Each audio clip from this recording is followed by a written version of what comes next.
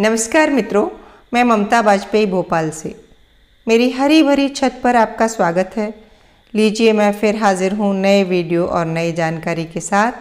आज हम फिर से ढेर सारी हार्वेस्टिंग करेंगे, गार्डनिंग टिप्स पर बातें करेंगे, आपके कुछ प्रश्नों के उत्तर देंगे और हाँ, पूरी छत का टूर तो करेंगे ही कि कहाँ क्या क्या लग रहा है।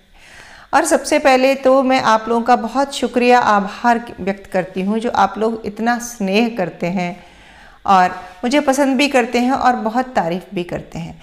लेकिन एक विनम्र अभिवादन भी है मेरा, एक विनम्र अनुरोध भी है मेरा कि प्लीज़ आप फ़ोन नंबर न मांगे मुझसे। ये मेरे लिए पॉसिबल नहीं है, आप समझ सकते हैं। गार्डनिंग मेरी हॉबी है और मैं आपसे साझा करती हूँ। मेरी कोशिश है कि आप लोग भी गार्डनिंग करें और सब्जियां उगाएं। जितने भी प्रश्न होते हैं मैं उनके लिखकर भी उत्तर देती हूँ। कोई प्रश्न बड़ा हो तो मैं उस प्रश्न को लेकर वीडियो भी बनाती हूँ।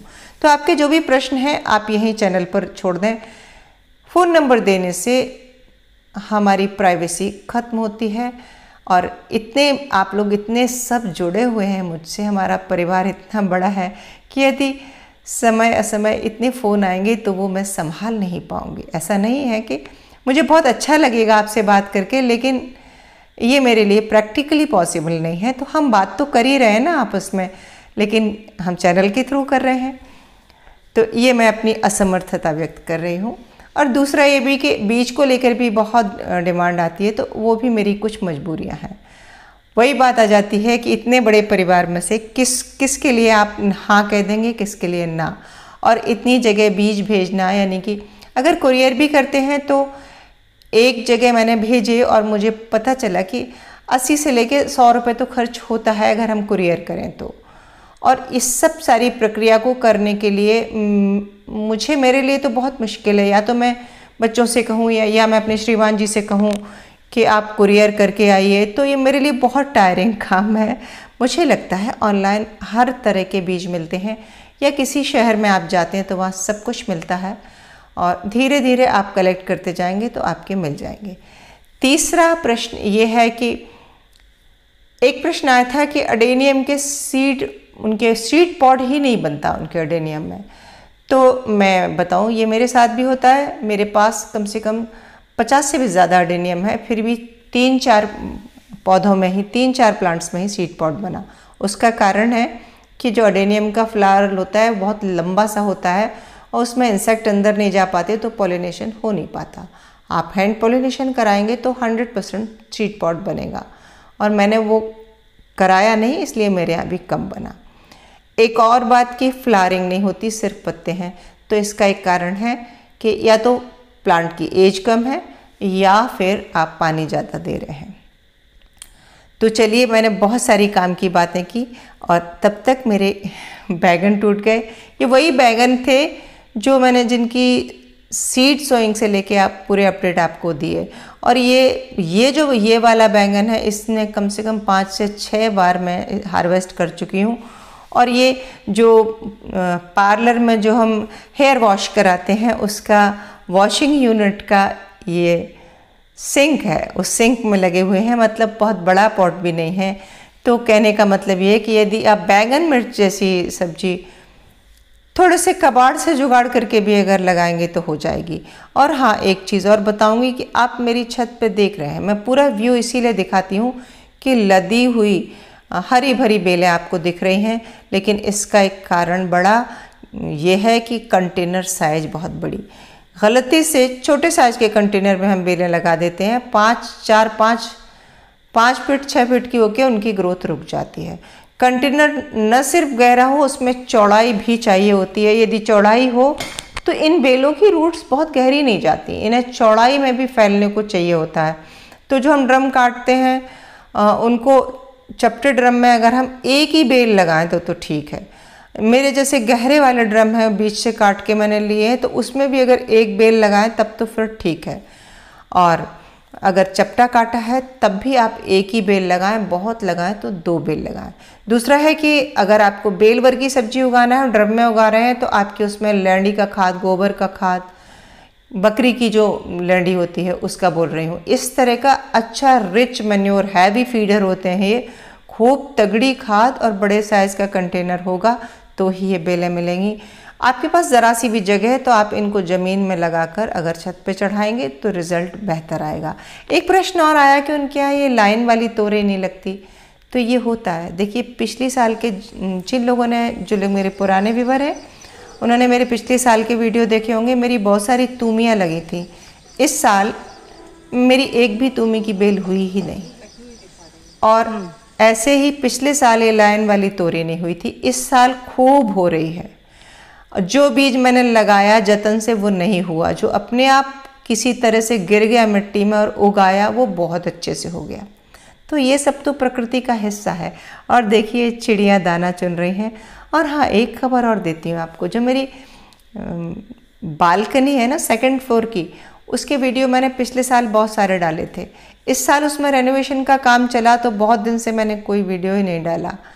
अब मैं उसको पूरी तरह रेनोवेट करके सजा के अपनी 2nd फ्लोर की बालकनी से भी आपको इंट्रोड्यूस कराऊंगी। वो जो चिड़िया दाना चुन रही थी वो 2nd फ्लोर की बालकनी में ही वर्ड फीडर टंगा हुआ है, मैं दिखाऊंगी। अभी तो मैं उसको जुगाड़ करके पूरा सजाने में लगी हूँ। जब वो पूरी रेडी हो जाएगी तब मैं आपको वो बालकनी भी दिखाऊंगी। अब बात कर लेते हैं कुछ ये फूलों की। नाग चंपा है ये। रंगों का अपना महत्व है, पर अगर सफ़ेद न हो तो रंगों का क्या। और ये सेम की बेल और बादलों का हुजूम, बहुत खुशी हो रही है मुझे भी और बगिया को भी। देखिए लताएं बता रही हैं कि मौसम अच्छा हो गया है। जैसे ही थोड़े बादल होते हैं फुहार पड़ती है, बगिया एकदम से खिलखिला उठती है। और ये वही बेल है जो मैंने बताई अपने आप उगी है। और मुझे नहीं समझ आ रहा ये तरबूज है या खरबूज है। इसमें एक फल लगा है, छोटे छोटे, और भी 2 फल लगे हैं। और मुझे लग रहा है कि ये शायद तरबूज होना चाहिए, क्योंकि खरबूजा ऐसा लंबा सा नहीं होता। अब देखते हैं, समय बताएगा कि ये क्या है। इसे मैंने बोया नहीं है। इन ड्रमों में मैंने लॉन्ग बीन लगाई थी और दूसरे में मैंने तोरई लगाई थी। उनके बीच में ये अपने आप उगाया और अब ये फल रहा है। और एक और टिप मैं बताऊंगी, मेरे एक व्यूअर ने मुझे शेयर की है तो मैं आपसे भी शेयर करती हूँ। ये मेरा देखिए एक कद्दू तो पॉलिनेट हो गया। बाकी जो मेरे बेल है उसमें मादा फूल आ रहे हैं, नर फूल आ नहीं रहा, तो मैं हैंड पॉलिनेशन भी नहीं करा सकती। तो मेरे उन व्यूअर ने मुझे ये टिप दी है कि आप नर फूल को तोड़ के फ्रिज में रख लीजिए तो वो कुछ दिन चल जाता है। और देखिए ये मादा फूल है लेकिन ये कुछ दिन बाद झड़ जाएगा। तो ऐसे में उनका कहना है कि ऐसे में हम फ्रिज में रखे हुए फूल से पॉलिनेशन करा सकते हैं। मुझे नहीं पता कि ये कितने % सक्सेस होगा या नहीं होगा, लेकिन उनका कहना है कि वो ऐसा करते हैं। तो हम भी ट्राई करेंगे और हम आपसे भी साझा कर रहे हैं कि अगर ये हो जाता है तो बहुत ही अच्छा है। क्योंकि ये बहुत बड़ी समस्या आती है कि जब हमारे पास मादा फूल होता है तो नर फूल नहीं है, तो अगर फ्रिज में हम रखेंगे और वो सुरक्षित रह जाता है तो हमारे लिए बहुत आसान हो जाएगा। और अभी तक इस झूले पर आपने हम लोग को, बच्चों को झूलते देखा है, जिंजर को झूलते देखा है, आज तो मैंने सब्जियों को झूला झूला दिया। और क्या क्या टूटा है मैं एक बार आपको बता देती हूँ। चौलाई की भाजी है, अरबी के पत्ते हैं, तोरी है, हरे बैंगन है, बैंगनी रंग वाले बैंगन है, ग्वार फली है, करेला है। अच्छी खासी सब्जी निकली है। इस साल सब्जियां बहुत अच्छे से निकल रही हैं।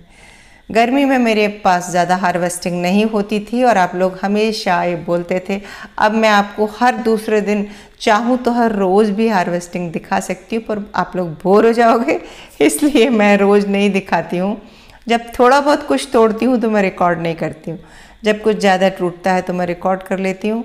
फिर भी अल्टरनेट डेज़ में हम डाल सकते हैं और इससे आपको ये समझ में आता होगा कि छत पर भी उगाई जा सकती हैं सब्जियाँ। थोड़ा सा इंटेलेक्चुअल वे में, थोड़ा सा सीख कर, समझ कर, थोड़े धीरज से, थोड़े अनुभव के साथ आप जब ये उगाएंगे सब्जियाँ तो आपको भी मेरी तरह भरपूर सब्जियाँ मिलेंगी। तो कैसा लगा वीडियो ज़रूर बताएं कमेंट करके, और आप भी उगाएं मेरी तरह सब्जियां। वीडियो अच्छा लगा हो तो लाइक करें, शेयर करें और सब्सक्राइब तो मुझे कर ही लें।